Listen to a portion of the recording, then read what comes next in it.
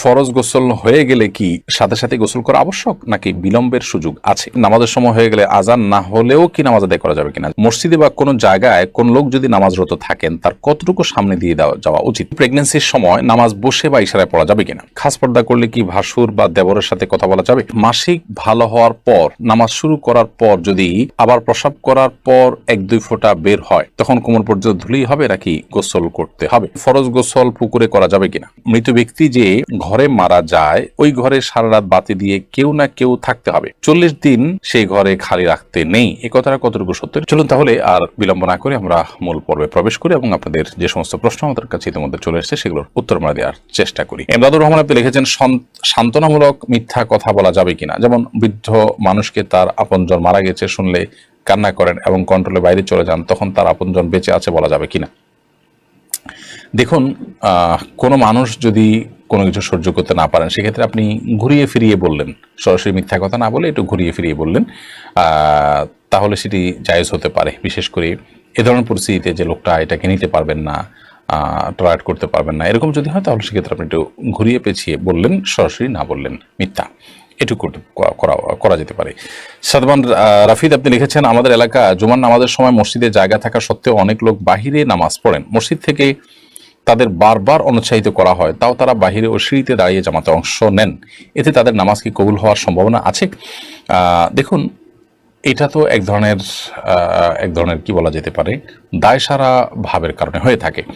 কারণ মসজিদে আল্লাহর ঘরে উপরে জায়গা আছে, দোতলা 3 তলাতে ছাদে, সেখানে নামাজের ব্যবস্থা আছে, সেখানে না দাঁড়িয়ে অনেক মসজিদে আছে মানুষ রাস্তায় দাঁড়িয়ে যায়। এর মানে হলো কোনো রকম আমি নামাজটা শেষ করে চলে যেতে চাই, আবার কষ্ট করে দোতলা উঠতে চাই না। তো আল্লাহর ঘরে আসতে যদি এতটা যদি আমাদের নিরুৎসাহিত হয়ে থাকি, আমরা এতটা যদি অনুৎসাহিত থাকি বা এতটা যদি আমাদের অনীহা অবহেলা থাকে, তাহলে সেটা আমার ঈমান নিয়ে, সেটা আমার সালাতের প্রতি আগ্রহ নিয়ে আপনার সেই কারণে প্রশ্ন তোলা যেতে পারে।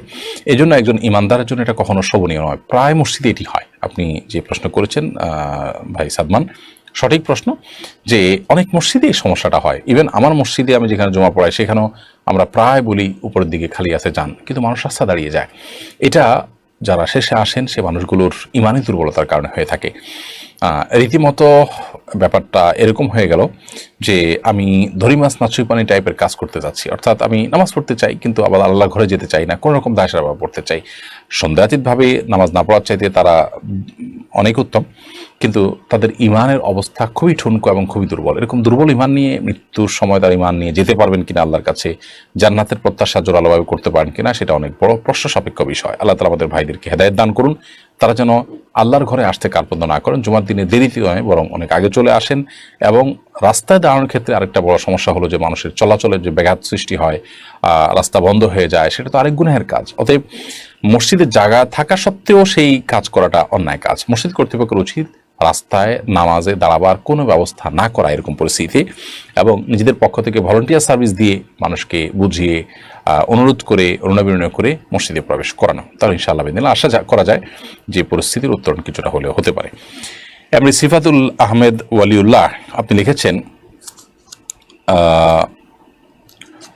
কবিরা গুনাহ মাফের কোনো উপায় আছে কিনা? হ্যাঁ, কবিরা গুনাহ মাফের উপায় তো অবশ্যই আছে। কবিরা গুনাহ মাফের জন্য আপনি আল্লাহ তাআলার কাছে ক্ষমা চাইবেন, এটাই হলো এর উপায়, এবং ইস্তিগফার করবেন এবং তওবা করবেন। আপনি যে অন্যায় করেছেন তার জন্য লজ্জিত অনুতপ্ত হয়ে ভবিষ্যতে যেন আর না হয় সেজন্য সংকল্প করবেন, এটাই হলো কবিরা গুনাহ মাফের উপায়। এবং সেই গুনাহ থেকে সরে আসবেন, আর কখনো না করার সংকল্প করবেন, যেটুকু হয়েছে তার জন্য লজ্জিত অনুতপ্ত থাকবেন, আল্লাহর কাছে ক্ষমা চাইতে থাকবেন, ইনশাআল্লাহ বিদিন আল্লাহ তাআলা অবশ্যই সকল গুনাহ মাফ করবেন। এভাবে নীরব শাকিল আপনি লিখেছেন আইডি থেকে, আমাদের পাশের গ্রামের একটা ছেলে আত্মহত্যা করেছে, এলাকাবাসী বলে তাকে জানাজা দেওয়া যাবে না এবং কাঁধে নেওয়া যাবে না, বিষয়ে ইসলাম কি বলে? এটি ভুল ধারণা যে জানাজা দেওয়া যাবে না আত্মহত্যাকারী ব্যক্তিকে, বরং আত্মহত্যাকারী ব্যক্তির জানাজা দিতে হবে তিনি যদি মুসলমান থেকে থাকেন। তবে তার জানাজা এলাকার ইমাম সাহেব না পড়িয়ে মুয়াজ্জিন সাহেব পড়বেন, মান্যগণ্য ব্যক্তিরা পড়বেন না। এটা আত্মহত্যার পরে মানুষকে নিরুৎসাহিত করবার প্রয়োজন। নবী সাল্লাল্লাহু আলাইহি ওয়াসাল্লামের সময় আত্মহত্যাকারী ব্যক্তির জানাজা তিনি পড়েননি, তবে জানাজা পড়তে অন্যদেরকে নির্দেশ করেছেন। অতএব আত্মহত্যাকারী ব্যক্তির জানাজা পড়া যাবে, তার জন্য দোয়া করা যাবে। আমরা অনেকে তাকে ঘৃণা করি এবং নিশ্চয়ই তার কর্মটা ঘৃণা করার মতো তিনি অন্যায় কাজ করেছেন, কিন্তু তাই বলে তার জন্য দোয়া করা যাবে না, এরকম না, বরং তার জন্য তো আরো বেশি করতে হবে, কারণ লোকটা অন্যায় করে গেছেন, আল্লাহ যেন তাকে মাফ করেন, আমি কি সেটা চাই না? আল্লাহর বান্দা, ইমানদার ছিলেন, ভুল করেছেন, আমি অবশ্যই আল্লাহর কাছে তার জন্য মাফ চাইবো এবং দোয়া করব। কাউসার আহমেদ আপনি লিখেছেন, আমার পরিবার, আমার মা, স্ত্রী সবাই বসে সালাত আদায় করে, মেয়েদের জন্য কি বসে সালাত আদায় করার সুযোগ আছে, এটা কি সত্য? না, মেয়েদের জন্য মেয়ে হলেই বসে নামাজ পড়া যাবে এটা এরকম না। এর সাথে মেয়ে বা ছেলের সম্পর্ক নাই, বরং বসে নামাজ পড়ার সাথে সক্ষমতা এবং অসক্ষমতার সম্পর্ক। অর্থাৎ কেউ যদি দাঁড়িয়ে নামাজ পড়তে না পারেন তাহলে তিনি বসে নামাজ পড়বেন। এখন আপনার পরিবারের মা, স্ত্রী সবাই বসে নামাজ পড়ে মহিলারা, এটার কোনো যৌক্তিক কারণ আদৌ আছে কিনা? সবাই কি মাজুর? সবাই কি এরকম যে দাঁড়িয়ে তারা নামাজ পড়তে পারেন না, এরকম শারীরিক অসুস্থ আছে কিনা? যদি না থাকে তাহলে সেক্ষেত্রে তাদের জন্য এটা জায়েজ নাই। হ্যাঁ, নফল নামাজ বা সুন্নত নামাজ যদি হয় তাহলে পুরুষ মহিলা সবাই চাইলে বসে নামাজ পড়তে পারেন, তবে দাঁড়িয়ে পড়লে সব অবশ্যই বেশি হবে। আর ফরজ নামাজের ক্ষেত্রে যদি ইচ্ছাকৃত বসে নামাজ পড়েন শারীরিক সক্ষমতা থাকা সত্ত্বেও, তাহলে অবশ্যই গুনাহ হবে, নামাজ হবে না। সফুরা হায়দার আপনি লিখেছেন, আপনার শারীরিক অবস্থা এখন কেমন?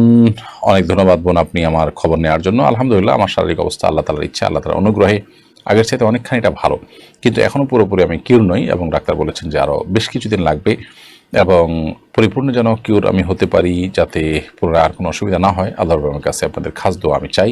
ইতিপূর্বে আপনারা দোয়া করেছেন নিশ্চয়ই, সেই জন্য আল্লাহ তাআলা আপনাদের উত্তম বিনিময় দান করুন। কামরুন্নাহার কেয়া লিখেছেন, স্বামী তার মায়ের কথা স্ত্রীকে অন্যায়ভাবে মারে সবসময়, কোনো এক সময় কি রাগে স্ত্রীও পাল্টা মায়ের দিতে পারে? বোন, রাগে আপনি কোনো অন্যায় মানে অন্য কোনো কাজ করে ফেলেছেন, তিনি আপনার প্রতি অন্যায় করছেন, আপনিও রাগের মাথায় অন্যায় করেছেন, তো আপনি তো তার মতোই হয়ে গেলেন, তাই না? তো অবশ্যই এটি করাটা কাম্য নয় বা এটা করা যাবে না। হ্যাঁ, রাগের মাথা যদি হয়ে যায় তাহলে সেক্ষেত্রে সেটার জন্য প্রায়শ্চিত্ত করা উচিত, লজ্জিত অনুতপ্ত হওয়া উচিত, তওবা করা উচিত, ভবিষ্যতে যেন না হয়। এখন কথা হলো, তিনি মারতে থাকেন, আমি কি করব? আমি আত্মরক্ষা করার চেষ্টা করব। যদি এমন হয় যে তার মারে আমার আঘাতপ্রাপ্ত হই, আমি কষ্ট নিপতিত হই এবং আমি অ্যাক্সিডেন্টে পড়ার বা দুর্ঘটনার আশঙ্কা করি, তাহলে সেক্ষেত্রে অবশ্যই আমি ডেফিনেটলি সেটিকে প্রতিহত করার চেষ্টা করব বা আত্মরক্ষা করার চেষ্টা করব, কিন্তু পাল্টা তাকে মার দেওয়ার চেষ্টা করব না। হ্যাঁ, যদি এমন হয়, আল্লাহ না করুন এত মানুষ হয় যে আপনার জীবনকে সংকটের মধ্যে ফেলে দেয়, তাহলে তো সেক্ষেত্রে আপনি আত্মরক্ষার জন্য যতটুকু প্রয়োজন ততটুকু আপনি অবশ্যই করতে পারেন। কিন্তু আপনাকে এমনিতে শারীরিকভাবে আঘাত করেছে, যেটা কারণে আসলে বাঁচা মরার কোনো ব্যাপার না, আপনি জেদের বশবর্তী হয়ে রাগে কষ্টে ক্ষোভে আপনিও পাল্টা আঘাত করেছেন, তো অন্যায়ের বিপরীতে আপনিও একটি অন্যায় করলেন। তিনি যে অন্যায় করেছেন তার চেয়ে ছোট অন্যায় করেননি, বরং আপনিও এক ধরনের বড় অন্যায় করেছেন, তো এটা উচিত না। আর যে ভদ্রলোক তার মায়ের কথা স্ত্রীর গায়ে হাত তুলেন, তিনি অবশ্যই ছোট লোকই করছেন এবং তিনি গুনাহগার হচ্ছেন। প্রিয় নবী সাল্লাল্লাহু আলাইহি ওয়াসাল্লাম কোনোদিন কোনো নারীদের গায়ে হাত তোলেননি। তার একাধিক স্ত্রী ছিলেন এবং বিভিন্ন বিষয়ে মনোমালিন্য হয়েছে, কিন্তু কখনো তাদের গায়ে হাত তোলেননি এবং তিনি এ ব্যাপারে নিরুৎসাহিতও করতেন। অতএব একজন ইমানদার হিসাবে মায়ের কথা, বিশেষ করে স্ত্রীর প্রতি অন্যায় করা, অবিচার করা, এটা গুনাহের কথা। আল্লাহ সুবহানাহু ওয়া তাআলা বলেছেন, ওয়াশিরুহুন্না বিল মারুফ, তোমরা তোমাদের স্ত্রীদের সাথে সুন্দরভাবে দিনাতিপাত করবে এবং জীবন যাপন করবে। বিধায় জুলুম কোন অবস্থাতে গ্রহণযোগ্য নয়। আপনি সবর করুন বোন, এই সমস্যা আপনার চিরকাল থাকবে না ইনশাআল্লাহ। সংসার ভারী হবে, একটা সময় সন্তান সন্ততি বড় হবে, আপনার সমস্যার সমাধানের পথ আপনি খুঁজে পাবেন। আল্লাহ আপনাকে সবর তৌফিক দান করুন এবং আপনার স্বামীকে আল্লাহ তাআলা হেদায়েত দান করুন। সৌরভ, আপনার প্রশ্নের উত্তর আমরা দিচ্ছি। আপনি লিখেছেন, খাস পর্দা করলে কি ভাসুর বা দেবরের সাথে কথা বলা যাবে? প্রয়োজনীয় কথা, যেটা না বললে নয়, খুব জরুরি কথা যদি থাকে তাহলে সেক্ষেত্রে পর্দার আড়াল থেকে আপনি বলতে পারেন, ভাষার ভিতরে বিশেষ কোনো কোমলতা, আপনার কথার ভিতরে বিশেষ কোনো কোমলতা সৃষ্টি করা ছাড়া। কিন্তু যদি একান্ত প্রয়োজনীয় কথা না হয় তাহলে সেক্ষেত্রে অপ্রয়োজনীয় কথা অবশ্যই অ্যাভয়েড করতে হবে এবং সেটাও পর্দার অংশ। আদি বিআরি থেকে আপনি লিখেছেন, নামাজের সময় হয়ে গেলে আজান না হলেও কি নামাজ আদায় করা যাবে কিনা? যাবে। আজান না হলেও ওয়াক্ত যদি হয়ে যায় তাহলে আপনি নামাজ পড়তে পারেন। মানিশা আয়ান আইআরি থেকে আপনি লিখেছেন, অনেক আগে ঝগড়ার সময় স্বামী তার স্ত্রীকে তালাক দিয়েছে কি না এটি কারোর মনে নেই, এক্ষেত্রে তাদের করণীয় কি? ঝগড়ার সময় তালাক দিয়েছেন কিনা জাস্ট সন্দেহ হচ্ছে, মানে অথেন্টিক কোনো কিছু নাই। যদি এরকম হয় তাহলে সেক্ষেত্রে এই সংশয়ের কোনো ভ্যালু নাই বা এটার কোনো ভিত্তি নাই এবং তাদের মধ্যে বৈবাহিক সম্পর্ক আছে, এটা ধরতে হবে। মমিতা জাহান লিখেছেন, মৃত ব্যক্তি যে ঘরে মারা যায় ওই ঘরে সারা রাত বাতি দিয়ে কেউ না কেউ থাকতে হবে, 40 দিন সেই ঘরে খালি রাখতে নেই। এই কথাটা কতটুকু সত্য? এটা সম্পূর্ণ ভুল কথা এবং এ জাতীয় অনেক বিষয় হিন্দুদের অনেক ধর্ম বিশ্বাস থেকে আমাদের মধ্যে এসেছে, সে বিষয়ে আমাদেরকে সতর্ক থাকতে হবে। দিনের পথে আসেন আড়ি থেকে আপনি লিখেছেন, স্বামী স্ত্রীর মধ্যে ভালোবাসা বৃদ্ধির উপায় কি? স্বামী স্ত্রীর মধ্যে ভালোবাসা বৃদ্ধি করার জন্য অন্য সব মানুষের সাথে ভালোবাসা বৃদ্ধির ক্ষেত্রে যেরকম সালামের ভূমিকা রয়েছে, সেই সালামটা আদান প্রদান করতে হবে। নবী করিম সাল্লাল্লাহু আলাইহি ওয়াসাল্লাম বলেছেন যে তোমরা যখন পরস্পরের মধ্যে সালামের আদান প্রদান করবে তখন তোমাদের মধ্যে ভালোবাসা বৃদ্ধি পাবে। সেই সাথে তিনি হাদিয়া প্রদান করার কথা বলেছেন, উপহার আদান প্রদান করা। অনেক সময় স্বামীরা স্ত্রীদেরকে সুবিধা, স্ত্রী স্বামীকে সারপ্রাইজ দেওয়া, স্বামীকে বিভিন্ন ক্ষেত্রে খুশি হওয়ার মতো কোনো কিছু পেশ করা তার জন্য। তো এরকম বিভিন্নভাবে উপহারের আদান প্রদান, এটাও পারস্পরিক ভালোবাসা সৃষ্টির ক্ষেত্রে বিশেষ ভূমিকা রাখে। মিস তানিয়া প্রধান আপনি লিখেছেন, মাসিক ভালো হওয়ার পর নামাজ শুরু করার পর যদি আবার প্রস্রাব করার পর 1-2 ফোঁটা বের হয় তখন কোমর পর্যন্ত ধুলেই হবে নাকি গোসল করতে হবে? মাসিক যদি যথাযথভাবে ভালো হয়ে যায়, আপনার যে সময় ভালো হওয়ার কথা সে সময় ভালো হয়ে গেছে, যেদিন ভালো হওয়ার কথা সেদিন ভালো হয়ে গেছে, এর বেশি আপনার হয় না নর্মালি, এরপরে আবার কখনো বের হয়ে গেছে, প্রতি মাসে আপনার 6 দিন হয়, 7 দিন হয়, 8 দিন হয়, একটা অভ্যাস আছে, সে অভ্যাসের সময়টা পার হয়ে যাওয়ার পরে যদি বের হয় তাহলে এটা অসুস্থতা, অতএব এটুকু ধুয়ে ফেললেই হয়ে যাবে। আর যদি দিনের হিসাব করেন যে 7 দিন হয়, 7ম দিনে সকাল থেকে দেখা যাচ্ছে না আপনি নামাজ শুরু করেছেন, হঠাৎ করে আবার দেখা গেছে, তাহলে সেক্ষেত্রে সেটা মাসিক হিসাবে গণ্য হবে এবং সেটাকে আপনি পাক সাফ করে যথাযথভাবে গোসল করে আপনি আবার নামাজ পড়তে হবে যদি সেটি নির্গত হয় এবং যদি সেটা মাসিক নিশ্চিত হয়। শিবন নাসরিন লিখেছেন, মহিলারা কি রাতে নামাজগুলো একটু আওয়াজ করে পড়তে পারবে, বেশি জোরে না, নিজে শুনতে পায় এরকম? হ্যাঁ, নিজে শুনতে পায় এরকম করে করতে পারে, অসুবিধা নেই। নাদিয়া সুলতান আপনি লিখেছেন, সেজদা থেকে উঠার সময় জায়নামাজে হাত ভর করে উঠা যাবে কিনা?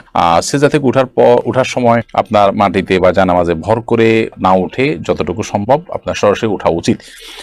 যদিও নবী করিম সাল্লাল্লাহু আলাইহি ওয়াসাল্লাম মাটিতে ভর করে ওঠার কথা বর্ণিত আছে, কিন্তু সেটার ব্যাপারে অনেক মুহাদ্দিসদেরই ব্যাখ্যা হলো যে নবী সাল্লাল্লাহু আলাইহি ওয়াসাল্লামের শারীরিক অসুস্থতার কারণে এটা কখনো কখনো তিনি করেছেন, অতএব কারোর শরীরে অসুস্থতা বোধ করলে তিনি এটা করতে পারেন, কোনো অসুবিধা নেই। বাট সুস্থ স্বাভাবিক অবস্থাতে তার এরকম না করে বরং হাঁটুতে ভর করে তারপর দাঁড়ানো উচিত। মাহবুব রহমান লিখেছেন, ফরজ গোসল পুকুরে করা যাবে কিনা? ফরজ গোসল পুকুরে করা যাবে, কোনো অসুবিধা নেই। পুকুর সাধারণত বড় হয়ে থাকে আমাদের দেশে, একেবারে ছোট গড় যদি হয় যে 10 হাত করে চারদিকে 40 হাতেরও কম হয় তাহলে সেক্ষেত্রে সেটা ভিন্ন, কিন্তু এর বাইরে বড় যদি হয় তাহলে সেক্ষেত্রে বড় বলতে মানে চারপাশে 40 হাতের বেশি এরকম পুকুর বাংলাদেশে প্রায় অলমোস্ট সব পুকুরগুলোই। তো এই সমস্ত পুকুরে গোসল করাতে কোনো অসুবিধা নেই। ফরজ গোসল, সেখানে যদি আপনার নাপাক লেগেও যায় তাতে সব পানি নাপাক হয়ে যাবে না, কারণ পানি যখন অনেক বেশি থাকে সেখানে সামান্য নাপাক লাগলে সব পানি নাপাক হয়ে যায় না। হ্যাঁ, নাপাকটা যদি কোথাও দৃশ্যমান থাকে তাহলে ওই দৃশ্যমান যেখানে তার আশপাশের পানিগুলো শুধুমাত্র নাপাক থাকবে এবং সেটা যদি আস্তে আস্তে পরিবর্তিত হয়ে যায় আর দৃশ্যমান না থাকে তাহলে তার কোনো কথাই নেই। অতএব ফরজ গোসল পুকুরে করতে কোনো সমস্যা নেই। শেখ সোহাইব আপনি লিখেছেন, ফরজ গোসল হয়ে গেলে কি সাথে সাথে গোসল করা আবশ্যক নাকি বিলম্বের সুযোগ আছে? গোসল ফরজ হয়ে গেলে সাথে সাথে গোসল করা উত্তম যদি সে সুযোগ থাকে, তবে বিলম্ব করার সুযোগ আছে যদি গোসল ফরজ হওয়ার পর পরবর্তী যে নামাজের ওয়াক্ত সেই নামাজের ওয়াক্ত বা যদি তার উপরে কোনো নামাজ বর্তায় তাহলে এই নামাজের ওয়াক্ত শেষ হওয়ার আগ পর্যন্ত তিনি বিলম্ব করতে চান, তাহলে শেষ মুহূর্তে বা ওয়াক্ত শেষ হওয়ার আগে আগে গোসল করে নামাজ পড়ে ফেললেন, এতটুকু বিলম্ব করা জায়েজ আছে।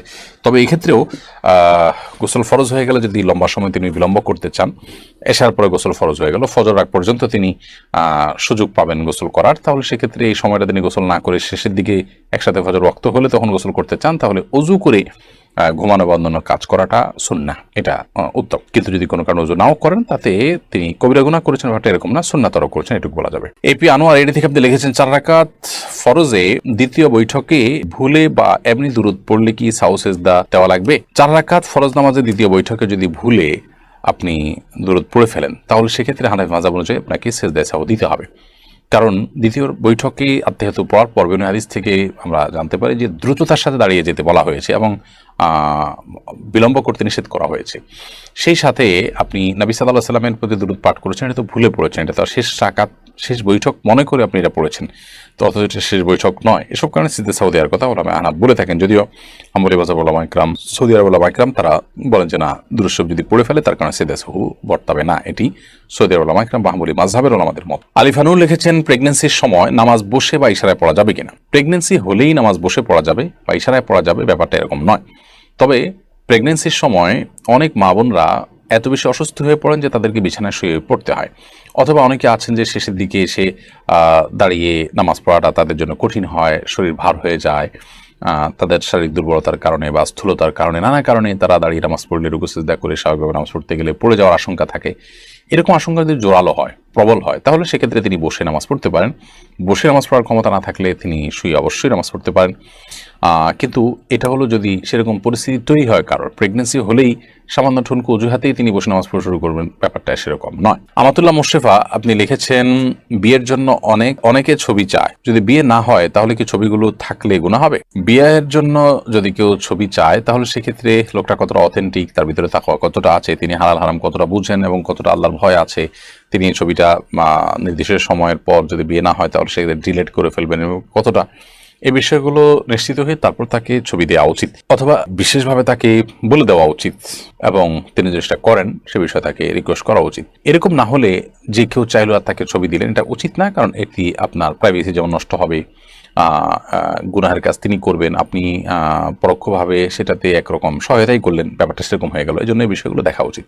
আপনি আপনার চেষ্টা অনুযায়ী, সাধ্য অনুযায়ী চেষ্টা করেছেন, তারপরও যদি তিনি এটি করেন না, ডিলিট করেন, নিজের কাছে রেখে দেন, তাহলে সেক্ষেত্রে ইনশাআল্লাহ এর দায় আপনার আসবে না, তার উপরে থাকবে। এরপরে সাজ্জাদ সালেহ আপনি লিখেছেন, মসজিদে বা কোনো জায়গায় কোন লোক যদি নামাজরত থাকেন তার কতটুকু সামনে দিয়ে যাওয়া উচিত? মসজিদ বা কোনো জায়গায় যদি কোনো লোক নামাজরত থাকেন, নামাজ অবস্থায় থাকেন, তাহলে সেক্ষেত্রে তার 2 কাতার 3 কাতার সামনে দিয়ে, 3 কাতারের পর থেকে তো যেতেই পারবেন। অনেক উলামার মতে 1 কাতার পর, তার সিজদার জায়গার পর থেকে আপনি যেতে পারেন, কারণ তার সিজদার জায়গার এরিয়ার মধ্যে গেলে তার নামাজের মনোযোগটাকে নষ্ট করবে, কিন্তু এর বাইরে দিয়ে গেলে তার মনোযোগ নষ্ট করার কথা নয়। তো এই মতটি রয়েছে, তবে এর বাইরে আরেক অন্যান্য আমাদের মত হলো 3 কাতার। এই মতটাও বেশ স্ট্রং, যে তিনি যে কাতারে পড়ছেন আরো 2টা কাতারের বাইরের অংশ দিয়ে তিনি চাইলে হাঁটতে পারেন। মাহমুদা মামা আপনি লিখেছেন, একটা আলোচনা আপনি বলেছেন মৃত্যুর প্রস্তুতি হিসাবে আমাদের সবারই মৃত্যুর আগে ওসিয়ত লিখে যাওয়া দরকার। একজন ইন্টার ছাত্রী হিসাবে আমি যদি ওসিয়ত লিখতে চাই তাহলে সেটা কেমন হওয়া উচিত? বোন মাহমুদা, চমৎকার প্রশ্ন আপনি করেছেন। প্রথমত আপনি ওসিয়ত করবেন আপনার যে সম্পদ বা জিনিসপত্র থাকবে, হোক সেটা অল্প, আপনার কাপড় চোপড়, এগুলো আপনি আপনার মালিকানা দিন। তাহলে সেক্ষেত্রে আপনার ওসিয়ত থাকবে যে এগুলো আমার মৃত্যুর পর যারা কোরআন হাদিসের আলোকে যতটুকু হিস্সা পাওয়ার, ঠিক সেভাবে সে হারে যেন তাদের মধ্যে বন্টন করে দেওয়া হয়। বিশেষভাবে কোনো গরিব অভাবী মানুষ যারা, যিনি আপনার আত্মীয়র মধ্যে এমন কোনো আত্মীয় না যে আপনার মৃত্যুর পর আপনার সম্পদের ভাগ পাবে, এরকম না, এর বাইরের যারা আছে, এরকম কেউ থাকলে, সেটা দূরের কেউ হতে পারে, আত্মীয়দের মধ্যে কেউ দূরবর্তী আত্মীয় হতে পারে, তাহলে তাদের জন্য আপনি চাইলে ওসিয়ত করে যেতে পারেন যে আমার এই জামাটা বা আমার ওই জিনিসটা আমার মৃত্যু হয়ে গেলে তাকে যেন দেওয়া হয়। এটা আরেকটা বিষয়। আপনার যদি কোনো দেনা থাকে মানুষের কাছে, ওসিয়ত লিখে যাবেন যে আমার সম্পদ যদি রেখে যাই, চাওয়ার তৌফিক দিয়ে আল্লাহ তাআলা সেগুলো বিক্রি করে হলেও অমুকে এই টাকা পাবেন, তমুকে এই টাকা পাবেন, সেজন্য পরিশোধ করা হয়। বিশেষ করে এই দেনা পাওনার বিষয়টা ওসিয়ত করাটা অনেক গুরুত্বপূর্ণ। এর পাশাপাশি আপনার পরিবার পরিজনের কেউ যদি বেনামাজি থাকেন, কেউ যদি বেপর্দা থাকেন, তাহলে তাদেরকে ওসিয়ত করে যেতে পারেন, তারা যেন ভালো পথে চলেন, নামাজি হন। আপনার মৃত্যুর পর আপনার পরিবারের লোকরা যদি বিদআতে লিপ্ত হতে পারে মনে হয়, ভুল কোনো কাজ করতে পারে বলে আশঙ্কা করেন, তাহলে সেক্ষেত্রে আপনি তাদেরকে ওসিয়ত করে যাবেন, তারা যেন সেটা না করেন। তো এভাবে আপনার অনুপস্থিতিতে যে সমস্ত ভুল কাজ হতে পারে সেগুলোকে কারেকশন করার জন্য আপনি রীতিমতো মেনশন করে করে ওসিয়ত করে লিখে যেতে পারেন। তারেক রহমান আপনি লিখেছেন আইডি থেকে, ঈদগাহ বা ক্রিকেট বা ব্যাডমিন্টন, ঈদগাহ মাঠে ক্রিকেট বা ব্যাডমিন্টন খেললে কি গুনাহ হবে? ঈদগাহের মাঠ যদি উন্মুক্ত থাকে, কর্তৃপক্ষ এটাকে যুবকদের জন্য, শরীরচর্চাদের জন্য উন্মুক্ত রাখেন, অসুবিধা নেই এগুলোতে খেলতে। এই সমস্ত খেলাধুলার সাথে শরীয়তের আপনার হালাল হারামের সম্পর্ক তখনই হবে যদি এটা জুয়ার ভিত্তিতে হয়, এখানে সতর উন্মুক্ত হয়। হারাম বিষয়গুলো যদি না থাকে, এমনিতে শরীরচর্চার জন্য খেলে বা সাধারণ বিনোদনের জন্য খেলে, তাহলে সেক্ষেত্রে সেটা হারাম হবে না, বিশেষ করে কর্তৃপক্ষের যদি অনুমোদন থাকে, কোনো সমস্যা নেই।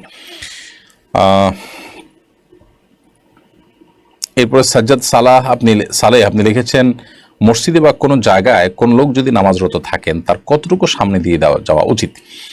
মসজিদ বা কোনো জায়গায় যদি কোনো লোক নামাজরত থাকেন, নামাজ অবস্থায় থাকেন, তাহলে সেক্ষেত্রে তার 2 কাতার 3 কাতার সামনে দিয়ে, 3 কাতারের পর থেকে তো যেতেই পারবেন। অনেক উলামার মতে 1 কাতার পর, তার সিজদার জায়গার পর থেকে আপনি যেতে পারেন, কারণ তার সিজদার জায়গার এরিয়ার মধ্যে গেলে তার নামাজের মনোযোগটাকে নষ্ট করবে, কিন্তু এর বাইরে দিয়ে গেলে তার মনোযোগ নষ্ট করার কথা নয়। তো এই মতটি রয়েছে, তবে এর বাইরে আরেক অন্যান্য আমাদের মত হলো 3 কাতার। এই মতটাও বেশ স্ট্রং, যে তিনি যে কাতারে পড়ছেন আরো 2টা কাতারের বাইরের অংশ দিয়ে তিনি চাইলে হাঁটতে পারেন। এরপরে মানিষা আয়ান আইডি থেকে আপনি লিখেছেন, অনেক আগে ঝগড়ার সময় স্বামী তার স্ত্রীকে তালাক দিয়েছে কি না এটি কারোর মনে নেই, এক্ষেত্রে তাদের করণীয় কি? ঝগড়ার সময় তালাক দিয়েছেন কিনা জাস্ট সন্দেহ হচ্ছে, মানে অথেন্টিক কোনো কিছু নাই।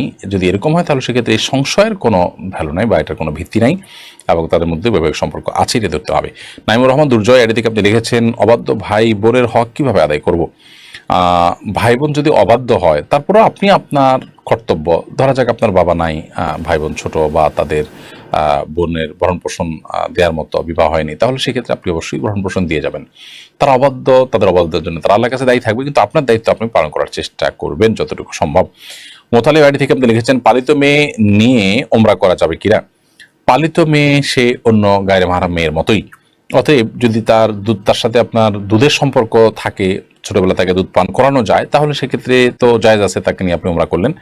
আর তা না হলে সে যদি বড় হয়ে যায়, আপনি যদি পুরুষ হিসাবে তাকে সাথে নিয়ে যেতে চান, তাহলে অবশ্যই তার কোনো মাহরাম লাগবে, আপনি তাকে সাথে নিয়ে যেতে পারবেন না। কারণ দুধের সম্পর্ক যদি না থাকে এবং পালিত মেয়ে সে যদি আপনার মাহরাম না হয়, তাহলে সেক্ষেত্রে অবশ্যই গায়রে মাহরাম হওয়ার কারণে তার সাথে আপনার গায়রে মাহরাম মহিলার সাথে যেরকম সম্পর্ক অনেকটা সেরকমই। এটা আমরা অনেকে না জানার কারণে মনে করি যে পালিত সন্তান বোধ হয় নিজের সন্তানের মতোই, ব্যাপারটা সেরকম না।